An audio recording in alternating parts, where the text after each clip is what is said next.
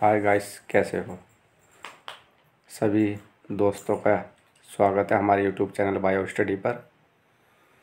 कुछ समय अभाव के कारण क्लास नहीं हो पा रही, थोड़ा अब समय लगा है क्लास आपको देने के लिए।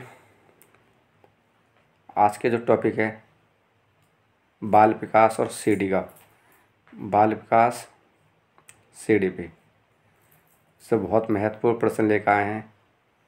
इन प्रश्न को आपने कर लिया, समझ लो पेपर सॉल्व कर लिया। अगर आपने 30 प्रश्न में 30 में 30 कर लिया, समझ लो आपके, अगर 30 में आप 25 भी प्रश्न ले आए तो समझ लो आपका CTET क्लियर है।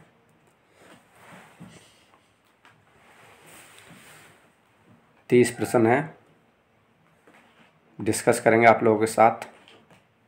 पहला प्रश्न है आपका, विविध पृष्ठभूमियों के अधिगमकर्ताओं को संबोधित करने हेतु एक अध्यापक को, देखिए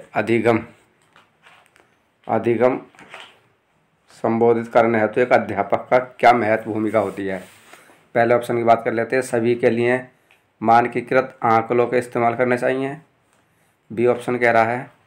दूसरा, ऐसे कथनों को इस्तेमाल करना चाहिए जो नकारात्मक रूढ़िबद्ध धारणाओं को मजबूत करें। अगर नकारात्मक हैं आपके रूढ़िवाद हैं तो समझ लो इसको निगेटिव में डाल दीजिए। क्या बनवा दिया? विविधता संबंधी मुद्दों पर बातचीत टालनी चाहिए, ये भी नहीं हो सकता। देख यहाँ पे क्या बना दिया। पहले में और चौथे में देख लेते कौन सा प्रश्न सही है। पहले की और चौथी की बात कर लेते हैं। आप लोग टिक करिए और हमें कितने प्रश्न आपके सही हुए हमें कमेंट बॉक्स में ज़रूर बतलाना।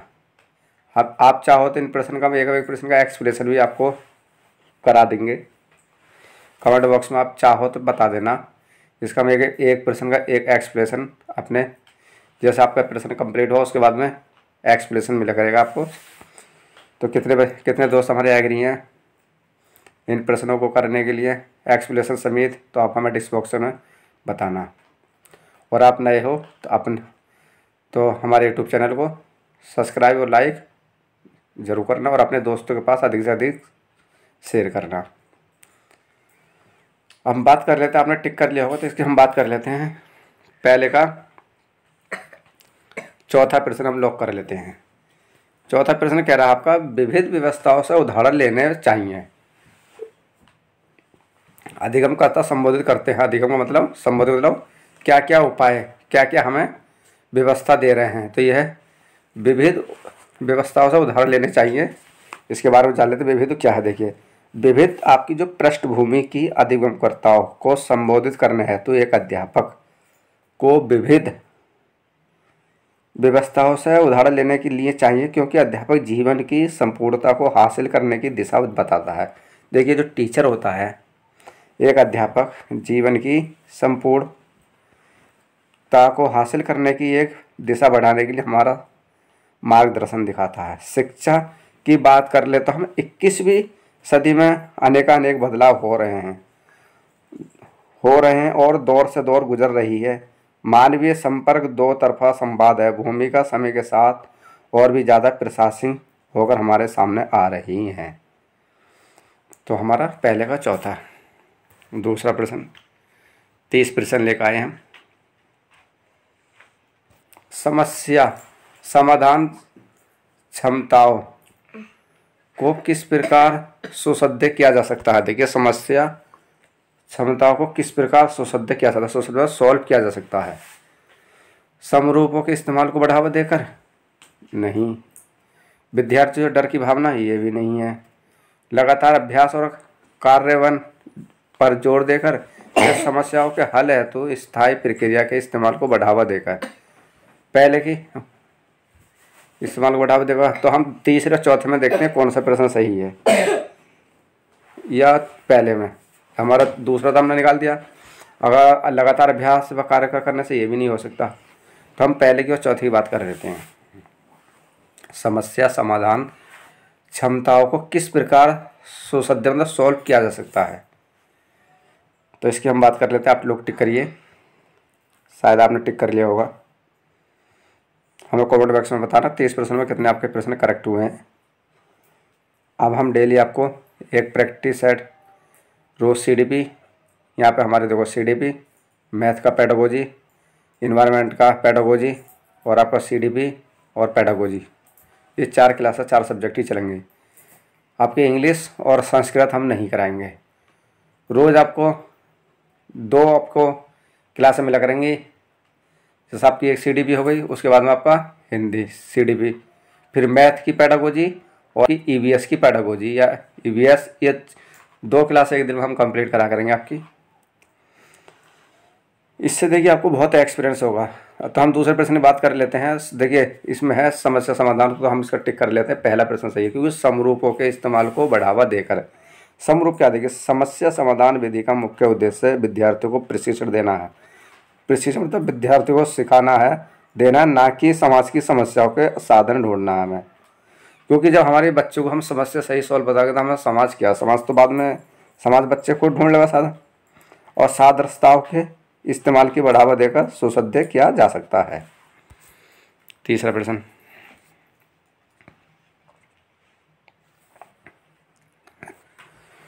अधिगम कठिनाई से जूझते छात्रों की जरूरतों से संबंधित करने के लिए एक अध्यापक को क्या नहीं करना चाहिए। देखिए क्या नहीं करना चाहिए, बाकी देखिए व्यक्तिगत शैक्षिक योजना बनाना, शिक्षा शास्त्र और आकलन की जटिल संरचनाओं का प्रयोग, दृश्य श्रावण सामग्रियों का इस्तेमाल, रचनात्मक शास्त्रीय उपागमों का इस्तेमाल। तीसरे प्रश्न बात चल रही है आपके कौन सा सही है। देखिए अधिगम कठिनाइयों अगर जो सोच रहे हैं छात्र, यानी जूझ रहे हैं छात्रों को जरूरतों को संबंधित करने के लिए क्या अध्यापक को क्या नहीं करना चाहिए। बाकी एक नहीं करना चाहिए, बाकी सब कुछ करना चाहिए। व्यक्तिगत, आगे कहा था कि व्यक्तिगत शैक्षिक योजना बनाना, ये हो सकता है, बिल्कुल सही है, इसको मान लेते हैं। दृश्य श्राव्य सामग्रियों का इस्तेमाल, ये भी ठीक है। रचनात्मक शिक्षा शास्त्र उपागमों का इस्तेमाल करना, ये भी ठीक है। आप पूछा इन्होंने क्या नहीं करना चाहिए था, तो शिक्षा शास्त्र और आकलन की जटिल संरचनाओं का प्रयोग, ये नहीं करना चाहिए, मतलब इसका दूसरा सही है। अब इसका जान लेते दूसरा क्या कह रहा है। अधिगम कठिनाइयों सोचते छात्रों को जरूरतों को संबोधित करने के लिए अध्यापक को व्यक्तिगत शैक्षिक योजना बनाना चाहिए। इसे दृश्य श्रावण सामग्रियों का इस्तेमाल करना चाहिए और रचनात्मक शिक्षा शास्त्र उपागमों का इस्तेमाल करना चाहिए। देखिए यानी व्यक्ति शैक्षिक योजना बनाना चाहिए, मतलब ये गलत है, पूछा है इसमें नहीं है, ये नहीं करना चाहिए, तो मतलब ये गलत है। बाकी पहला ये भी सही है और तीसरा भी चौथा भी। तीसरे प्रश्न बात कर, चौथे प्रश्न बात कर लेते हैं।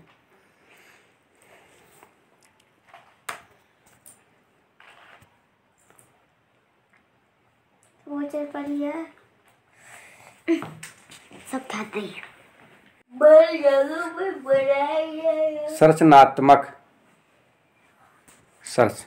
संरचनात्मक को पहचान का प्रमुख लक्षण क्या है। संरचनात्मक को पहचान का प्रमुख लक्षण क्या है। अति सक्रियता, असत्कारता, कम परिज्ञानता या बोधगम्यता या अपसारी चिंतन। चौथे प्रश्न की बात चल रही है।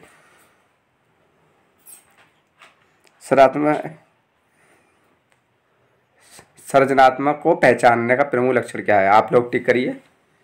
क्या है लक्षण, अति सक्रियता या असत्कारता या अपसारी चिंतन।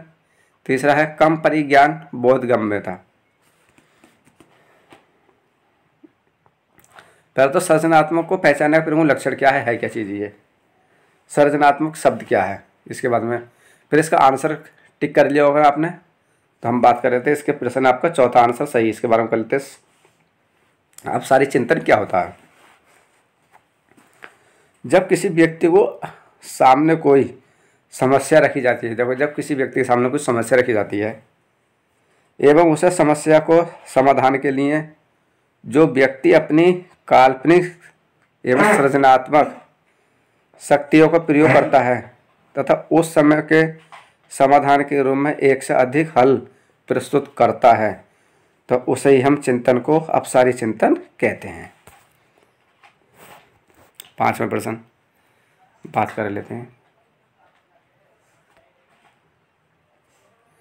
निम्न में से अध्यापन अधिगम का सबसे प्रभावशाली मध्य कौन सा रहा है।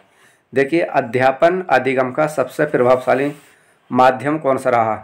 बिना विश्लेषण के अवलोकन करना, अनुकरण, नकल और दोहराना, विषय वस्तु को यंत्रबद्ध याद रखना, या संकल्पनाओं के बीच संबंध खोजना। 5वें प्रश्न की बात कर लेते हैं। देखिए बिना विश्लेषण के अवलोकन करना ये तो नहीं कर सकते हम, अनुकरण या नकल करना ये भी नहीं कर सकते, विषय वस्तु को यंत्रबद्ध ये भी नहीं बना सकते हम। तो हम बात कर लेते हैं संकल्पनाओं के बीच संबंध बनाना। चौथा प्रश्न सही है 5वें का। इसकी बात कर लेते हैं संकल्पनाओं के बीच संबंध खोजना अध्यापन अधिगम का सबसे प्रभावशाली माध्यम है। नेक्स्ट प्रश्न, छठे प्रश्न की बात कर लेते हैं। छठा प्रश्न, एक अध्यापिका को दिए गए किसी कार्यकाल में छात्रों को विभिन्न त्रुटियां का विश्लेषण करना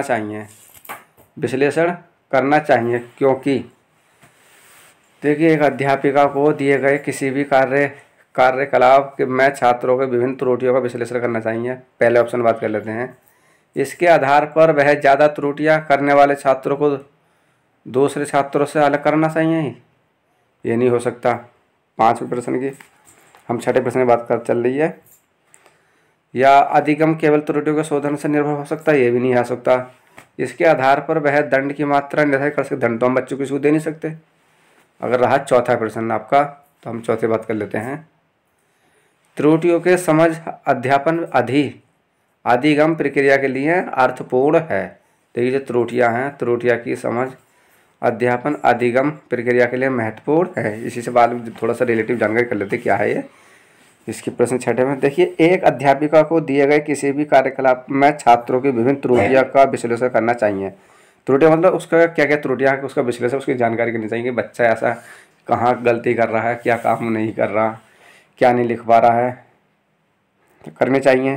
क्योंकि इस समझ में अध्यापन अधिगम प्रक्रिया के लिए अर्थपूर्ण है। वस्तु शिक्षण एवं अध्ययन एक ऐसी प्रक्रिया है जिससे बहुत से कारक शामिल होते हैं। सीखने वाला जिस तरीके से अपने लक्ष्य की ओर पढ़ते हैं या नया ज्ञान अवधारण करते हैं, उसे ही हम अधिगम की क्रियाशैली कहते हैं। 7वां प्रश्न,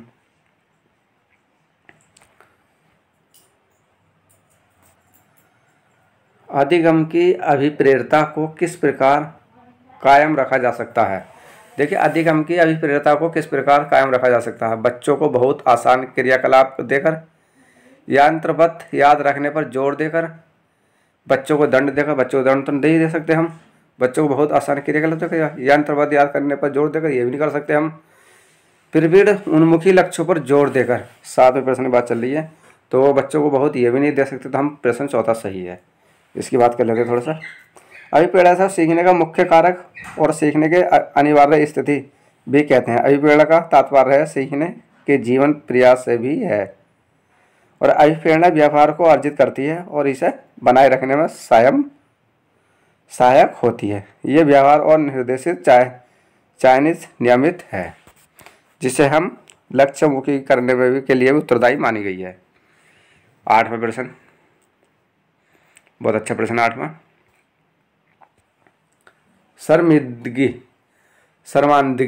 या शर्मिंदगी बोलते हैं, शर्मिदा या शर्माना क्या है? बच्चों का अधिगम है तो अभिप्रेरणा करने के लिए बहुत प्रभावशाली है। दूसरा है के भाव को अध्यापन या अधिगम प्रक्रिया में बारंबार पैदा करनी चाहिए। तीसरा है का शर्मिंदगी का संज्ञान से कोई संबंध नहीं है। 8वां है शर्मिंदगी का संज्ञान पर नकारात्मक प्रभाव पड़ सकता है। अगर हम 8वें प्रश्न बात करें तो ये आपका सही है, क्योंकि देखिए शर्मिंदगी का संज्ञान पर नकारात्मक प्रभाव पड़ सकता है। इसका क्या रीज़न है? शर्मिंदगी का संज्ञान नकारात्मक प्रभाव पड़ता है क्योंकि शर्मिंदगी बच्चों के मानस पर गलत छाप डालता है और बच्चे अधिगम के पीछे रह जाते हैं। 9वां प्रश्न,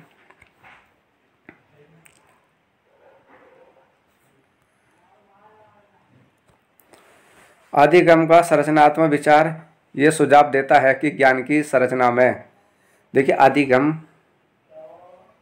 संरचनात्मक विचार यह सुझाव देता है कि ज्ञान की संरचना में बच्चे सक्रिय भूमिका निभाते हैं।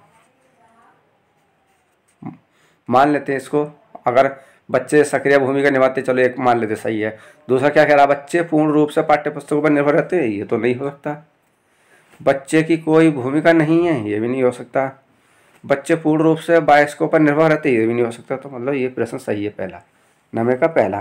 कि और इसका सिद्धांत क्या, अधिगम संरचनात्मक सिद्धांत, इसे किसने दिया था, ये ब्रूनर ने। किसने, ब्रूनर ने ये सिद्धांत दिया था। इसके बारे में कर लेते हैं, ब्रूनर। तो ये ब्रूनर के सिद्धांत के संरचनात्मक अधिगम सिद्धांत या अन्वेषण सिद्धांत के नाम से भी जाना जाता है। यदि बालक को कंप्यूटर ज्ञान करवाना है तो बालक को कंप्यूटर के समस्त उपकरणों के निर्माण प्रक्रिया को बताते हुए अधिगम करवाना चाहिए। संरचनात्मक शब्द का तात्पर्य है अधिगम के द्वारा स्वयं के लिए ज्ञान की संरचना करना चाहिए।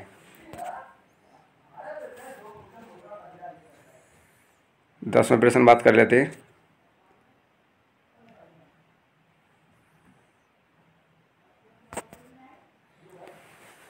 अधिगम के लिए निम्न में से कौन सी, देखिए, अधिगम के लिए निम्न में से कौन सी धारणा उपयुक्त है। देखिए, अधिगम के लिए प्रयासों से कोई फर्क नहीं पड़ता है, ये तो नहीं हो सकता। असफलता अनियंत्रित है, योग्यता सुधार है या योग्यता स्थायी है। 10वें प्रश्न में बात कर लेते हैं। तो क्या हो सकता है, देखो, अगर हम प्रयासों से कोई प्रभाव नहीं, ये तो नहीं हो सकता, इसको तो हम काट देते हैं। असफलता नियंत्रण, ये भी नहीं हो सकता। बचा तीसरा और दूसरा, योग्यता सुधार है या योग्यता स्थायी है। तो हम बात कर लेते हैं, ये भी है। योग्यता क्या हमारी, सुधार है। इसी की बात कर लेते हैं, क्या है सुधार है। देखिए, सीखना या अधिगम एक व्यापक, सतत एवं जीवन पर्याप्त चलने वाली प्रक्रिया है, सभी को मालूम है। मनुष्य जन्म के उपरांत ही सीखना प्रारंभ कर देता है और जीवन भर कुछ न कुछ सीखता रहता है। वह धीरे धीरे वह अपने को वातावरण से समायोजित करने का प्रयत्न करता है। इस समायोजन के दौरान वह अपने अनुभव से अधिक लाभ उठाने का प्रयास करता है। 11वां प्रश्न,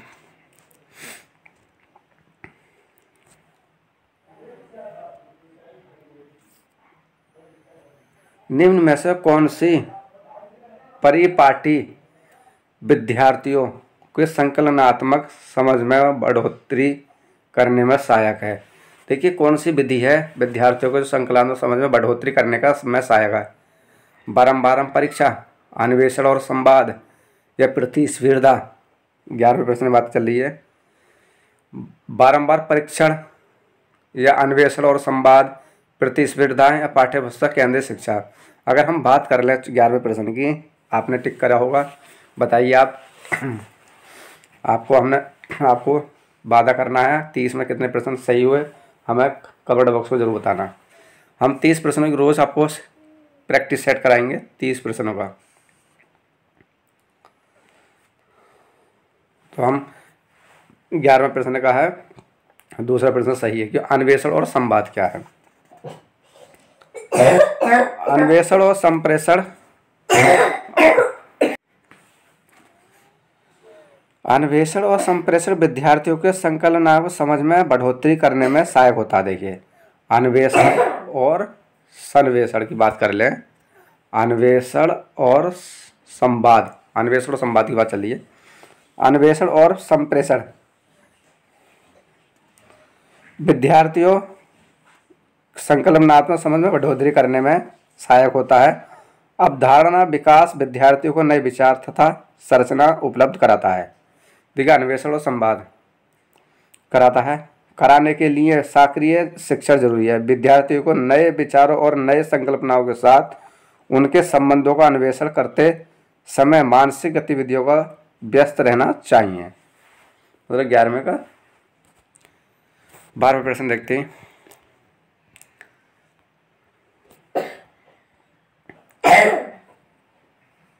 बच्चों को सीखने में कठिनाई होती है जब अधिगम सामाजिक संदर्भ में हो, विषय वस्तु को बहुरूप में प्रस्तुत किया गया हो, या सूचना अलग अलग टुकड़ों में प्रस्तुत की जाए, यह वह आंतरिक रूप से अभिप्रेरणा है। अगर बच्चों को कठिनाई होती है किस चीज़ में, अधिगम सामाजिक संदर्भ में हो, अधिगम सामाजिक संदर्भ विषय वस्तु को बहुरूपों में प्रस्तुत किया जाए। सूचना हम अलग अलग टुकड़ों में जब प्रस्तुत करते हैं तो इसमें बच्चों को दिक्कत होती है, तो हम तीसरा प्रश्न टिक कर देते हैं। ये तीसरा सही है 12वें प्रश्न का।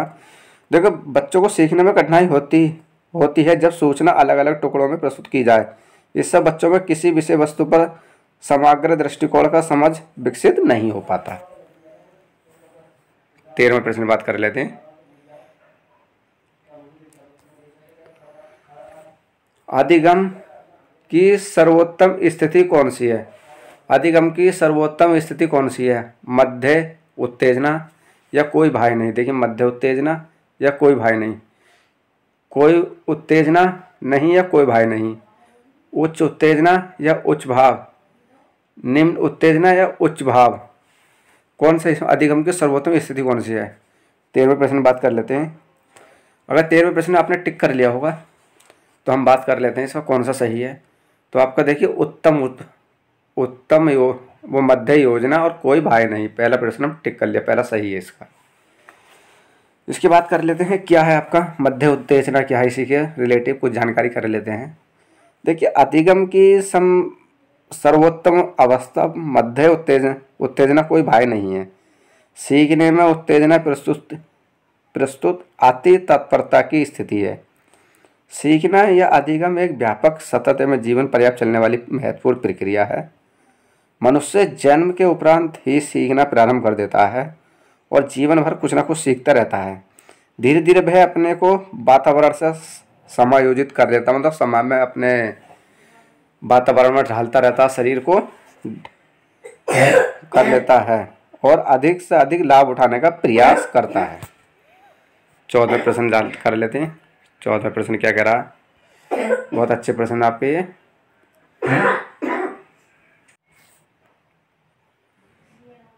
14वां प्रश्न, बच्चों के विकास की व्यक्तिगत विभिन्नताओं को किस पर प्रतिरूपित किया जा सकता है? बच्चों के विकास की व्यक्तिगत विभिन्नताओं को किस पर प्रतिरूपित किया जा सकता है? देखिए, जो व्यक्तिगत विभिन्नता प्रतिरूपित क्या है, ना आनुवांशिकता पर ना पर्यावरण पर। 14वें प्रश्न में बात चल रही है, या आनुवांशिकता एवं पर्यावरण की पारस्परिक पर, केवल आनुवांशिक पर या केवल पर्यावरण पर? आप लोग टिक करिए, आपका कौन सा आंसर है? बच्चों के विकास की व्यक्तिगत विभिन्नताओं को किस पर, मतलब किस पर आधारित या प्रतिरूपित किया जाता है? व्यक्तिगत और विभिन्नता। तो हम बात कर लेते हैं, दूसरा हमने टिक कर लिया, दूसरा प्रश्न सही है, क्योंकि आनुवांशिकता में पर्यावरण पर ही पारस्परिकता है। क्योंकि बच्चे के विकास की व्यक्तिगत विभिन्नताओं को आनुवांशिक एवं पर्यावरण को पारस्परिक पर प्रतिरूपित किया जा सकता है। विकास इन दोनों कारकों का सम्मिलित है। आपका आनुवांशिक और इन्वायरमेंट पर ही विकास कार्यरत है। 15 प्रश्न,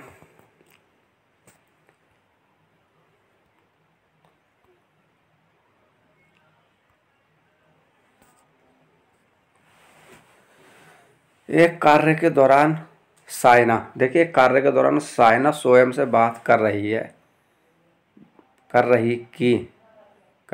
कि वह कार्य पर किस प्रकार प्रगति कर सकती है।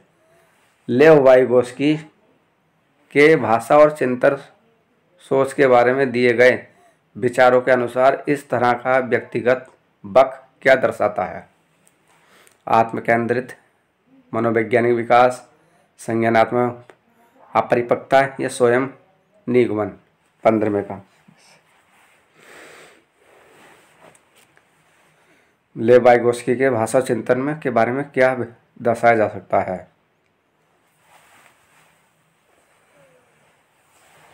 तो हम बात कर लेते हैं इसका चौथा प्रश्न सही है, स्वयं नियमन। हम स्वयं नियमन या नियंत्रण की क्षमता पर प्रक्रियाओं पर उसमें सेट के रूप में समझ सकते हैं और हम सफलतापूर्वक प्रबंधों करने के लिए करते हैं। ये क्षमता हमें पर्यावरण का विश्लेषण कराने में और आवश्यक के अनुसार हमारे प्रदर्शन को परिक्षेप के बदले में सक्षम प्रतिक्रिया करती है। 16वां प्रश्न, मूल्यांकन पद्धतियों का लक्ष्य होना चाहिए। विद्यार्थियों की जरूरतें एवं आवश्यकताओं की पहचान करना। पुरस्कार वितरण द्वारा उच्च अंक प्राप्त करने वाले विद्यार्थियों की पहचान करना। ये तो हो ही नहीं सकता। दूसरा तो वैसे पुरस्कार आ गया। विद्यार्थियों को नामांकित करना, ये भी नहीं हो सकता। योग्यता आधारित समूह के विद्यार्थियों को विभाजित योग्यता पर भी नहीं हम कर सकते, तो ये भी गलत है। क्लियर हो गया। क्योंकि विद्यार्थियों की जरूरतें एवं आवश्यकताओं की पहचान करना, पहला प्रश्न सही है। मूल्यांकन पद्धतियों का लक्ष्य विद्यार्थियों की जरूरतों एवं आवश्यकताओं की पहचान करना होना चाहिए, क्योंकि छात्र के द्वारा योग्यता, कुशलता आदि स्वयं में कितना ग्रहण किया जाता है, वैज्ञानिक ढंग से, शैक्षिक उद्देश्य से पाठ्यक्रम, कक्षा शिक्षण का परीक्षण पद्धति में प्रयोग करता है। नेक्स्ट प्रश्न।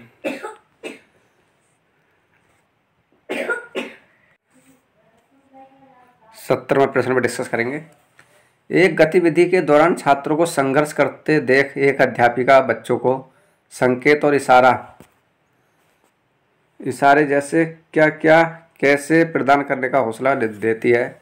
लेव वाइगोस्की, लेव वाइगोस्की दूसरा प्रश्न। लेव वाइगोस्की के सिद्धांत के अनुसार अध्यापिका की ये योजना क्या है? छात्रों में प्रत्याहार प्रतिक्रिया प्रवृत्ति पैदा करेगी, अधिगम की प्रक्रियाओं में अर्थहीन होगी, बच्चों को अधिगम के लिए अनुत्प्रेरित प्रेक्षित करेगी। 17वें का प्रश्न। यह अधिगम के लिए स्केल फोल्डिंग आधारभूत संरचना का काम करेगी। अगर इसकी हम बात कर लें तो चौथा प्रश्न सही है, क्योंकि रूसी मनोवैज्ञानिक लेव वाइगोस्की या सिमोनोविच वाइगोस्की ने स्केल फोल्डिंग का विस्तार दिया। परीक्षण के क्षेत्र में इस विस्तार का सफलतापूर्वक इस्तेमाल भाषा शिक्षण के लिए किया गया था। 18वां प्रश्न।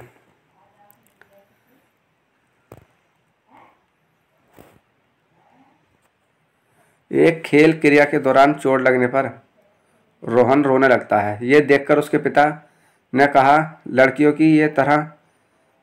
की तरह व्यवहार ना करो, लड़के रोते नहीं हैं। पिता का यह क्या कथन था? लैंगिक भेदभाव को कम करता था, यह लैंगिक समानता को बढ़ावा देता है, यह लैंगिक रूढ़िवादिता को दर्शाता है, यह लैंगिक रूढ़िवादियों को चुनौतियाँ देता है। 18वें का, तो 18वें बात कर लेते हैं। तीसरा प्रश्न सही, क्योंकि लैंगिक रूढ़िवादिता को दर्शाता है, क्योंकि खेल क्रिया के दौरान चोट लगने का रोहन रोने लगता है। ये देखकर उसके पिता ने कहा, लड़कियों की तरह व्यवहार ना करो, लड़के रोते नहीं हैं। पिता का ये कथन लैंगिक रूढ़िवादिता को दर्शाता है। लैंगिक रूढ़िवादिता परंपरागत पुरुष प्रधान मानसिकता की ओर उन्मुख सोच है। 19वां प्रश्न।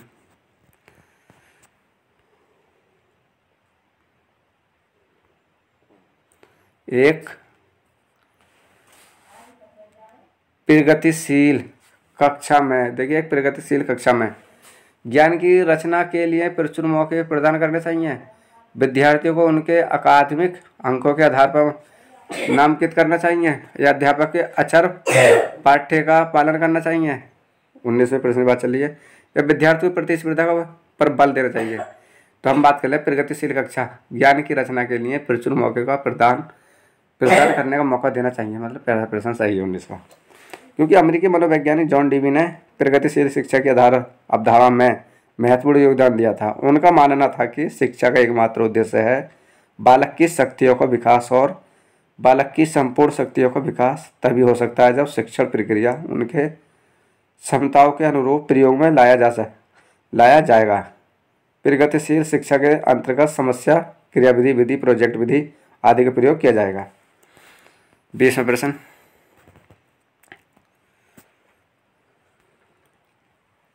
लॉरेंस कोहलर के सिद्धांत के अनुसार किसी कार्य को इसलिए करना क्योंकि दूसरे इसे स्वीकृति देते हैं नैतिक विकास को क्या दर्शाता है? उत्तर प्रथागत, अमूर्त, सक्रियात्मक, पूर्व प्रथा है प्रथागत। 20वें प्रश्न बात कर लेते हैं। तो यह प्रथागत, क्योंकि किशोर और वयस्कों के विचार पारंपरिक नैतिकता के मध्य स्तर में आते हैं। इस स्तर पर लोग नैतिक मानकों को आंतरिक बनाना शुरू कर देते हैं, लेकिन जरूरी नहीं कि उनके सवाल किए जाएं।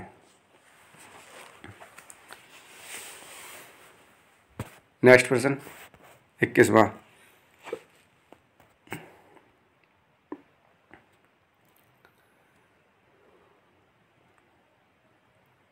इक्कीसवें प्रश्न है, काफ़ी बड़े बड़े प्रश्न है, पेज में नहीं आ रहा आपका ये।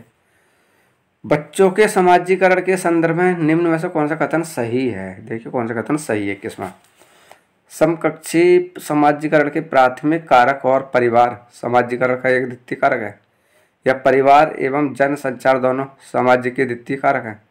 तीसरा ऑप्शन कह रहा है आपका विद्यालय समाजीकरण का एक द्वितीय कारक है और परिवार समाजीकरण का एक प्राथमिक कारक है। चौथा ऑप्शन कह रहा है विद्यालय समाजीकरण का एक प्राथमिक कारक है और समकक्षी समाजीकरण का द्वितीय कारक है। 21 प्रश्न बात कर लेते हैं, तो इसकी हम बात कर लेते हैं 21 की। आप लोग टिक करिए, शायद आपने टिक कर लिया होगा, तो हम बात कर लेते हैं 21 का। तीसरा प्रश्न सही है, क्योंकि विद्यालय समाजीकरण का एक द्वितीय कारक है और परिवार समाजीकरण का क्या है? एक प्राथमिक कारक है। ये ध्यान रखो चलना है, क्योंकि प्राथमिक समाजीकरण में मुख्य भूमिका अभिकर्ताओं के रूप में परिवार भूमिका होता। समाजीकरण की इस अवस्था में बालक अपने जीवन की शुरुआत करता है। बालक समाज को माध्यम से व्यवहारिक ज्ञान सिखाता है। शिक्षा, संस्कृति, मूल्य तथा अभिवृत्तियों का विकास समाजीकरण इसी चरण में होता है और समाजीकरण के द्वितीय कारक के रूप में शिक्षा के स्नेह, पक्षपात, बुरे व्यवहार, दंड आदि दिए जाते हैं। 22वां प्रश्न,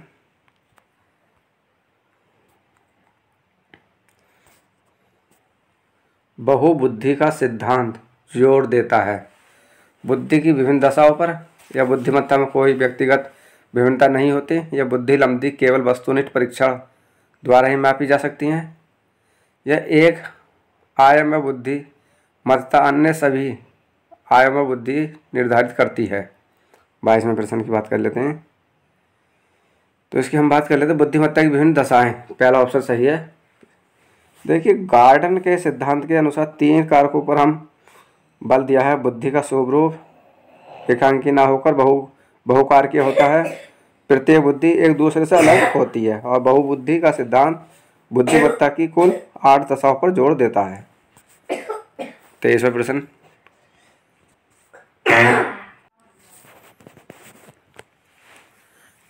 प्रश्न, है जीन पियाजे के संज्ञानात्मक विकास के सिद्धांत में पूर्व सक्रियात्मक अवस्था में विकास का मुख्य गुण क्या होता है?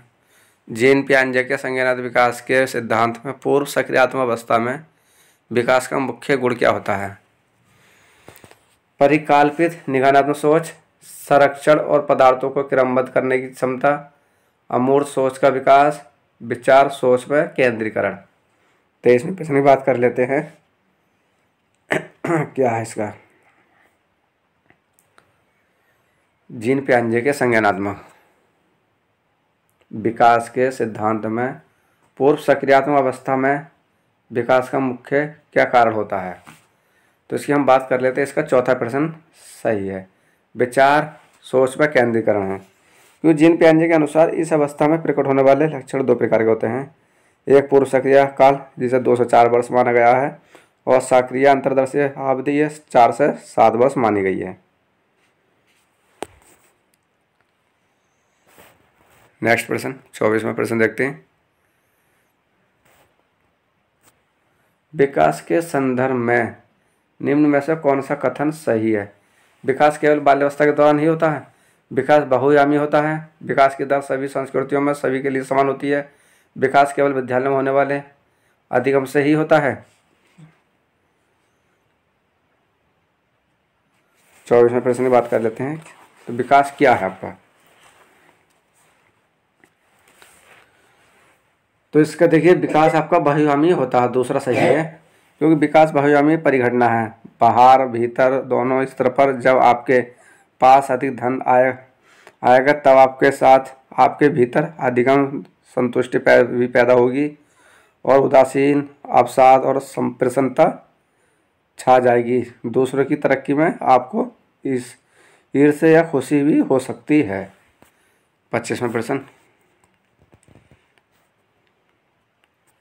लेव वाइगोस्की का सामाजिक सांस्कृतिक परिप्रेक्ष्य अधिगम प्रक्रिया में के महत्व पर जोर देता है। अभिप्रेरणा, संतुलिकरण, संस्कृति उपाकरण या गुणारोपण 25 का क्या है? लेव वाइगोस्की का। बात कर लेते हैं, आपने टिक कर लिया होगा, तो ये तीसरा सिर्फ प्रश्न सही है। संस्कृति उपाकरण, वाइगोस्की का सामाजिक संस्कृति दृष्टिकोण संज्ञानात्मक विकास का एक प्रगतिशील विश्लेषण प्रस्तुत करता है और वस्तु वाइगोस्की ने बालक के संज्ञानात्मक विकास में समाज एवं उसके सांस्कृतिक लक्षणों में महत्वपूर्ण भूमिका निभाई है विकास के बारे में। 26वां प्रश्न,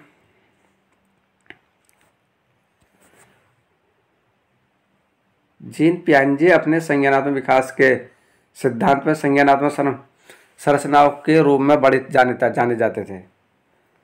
विकास का समीपस्थ क्षेत्र, स्कीमा, मनोबंध या मनोवैज्ञानिक उपकरणों का या उद्दीपन अनुक्रिया। अगर जीन पियाजे का संज्ञानात्मक विकास मिले तो आपको टिक कर लेते, सभी को मालूम होगा प्रश्न। दूसरा सही है, स्कीमा या मनोबंध क्या? देखो 26वां, ये एक ऐसी मानसिक संरचना जिसका सामान्यीकरण किया जा सके, स्कीमा होती है। जीन पियाजे अपने संज्ञानात्मक विकास के सिद्धांत में संज्ञानात्मक संरचनाओं को स्कीमा के रूप में वर्णित करते थे। किसके? संज्ञानात्मक विकास के रूप में। 27वां प्रश्न, एक समावेशी कक्षा में पर जोर होना चाहिए। सामाजिक पहचान के आधार पर छात्रों का अलगाव या हर बच्चे के समर्थन को अधिगम करने के लिए अवसर प्रदान करने या प्रदर्शन अभिमुखी लक्ष्य अभिभेदी समरूप या निर्देशों को। 27वां, पहचान के आधार पर यह तो नहीं हो सकता और ये भी नहीं है, ये भी नहीं है, तो हर बच्चे के समर्थ को अधिगम करने के लिए अवसर प्रदान करने, मतलब दूसरा प्रश्न सही है। 27 का दूसरा, तो समावेशी विद्यालय कक्षा में स्वीकार नहीं करता। अशक्त बच्चों को सामान्य बच्चों से अलग करना अब मान्य नहीं है। 28वां प्रश्न, दिव्यांगजन अधिकार अधिनियम 2016 के अनुसार निम्न में से किस शब्दावली का प्रयोग उपयुक्त है?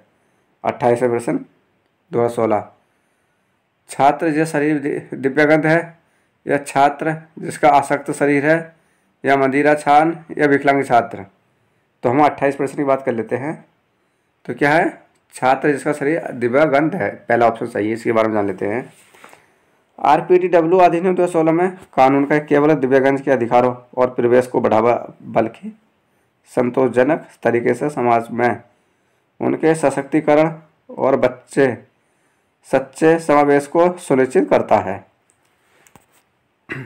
29वां प्रश्न,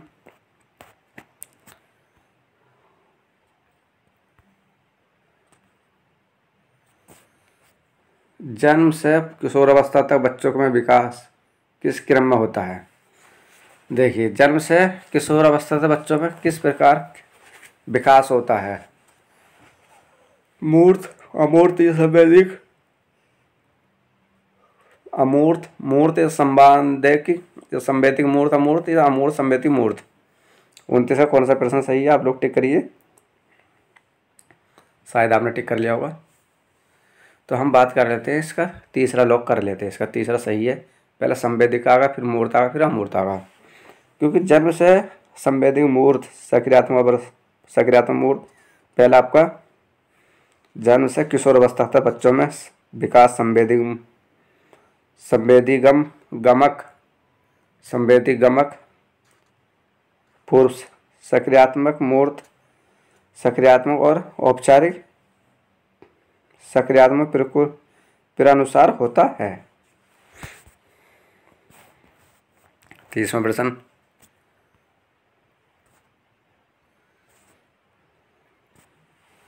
एक प्रगतिशील कक्षा में व्यक्तिगत विभिन्नताओं को किस प्रकार देखना चाहिए? योग्यता आधारित समूह बनाने का मापदंड या अध्यापन अधिगम प्रक्रिया की परियोजना के लिए महत्वपूर्ण या अधिगम की प्रक्रिया में बाधा या अध्यापक के पक्ष पर असफलता।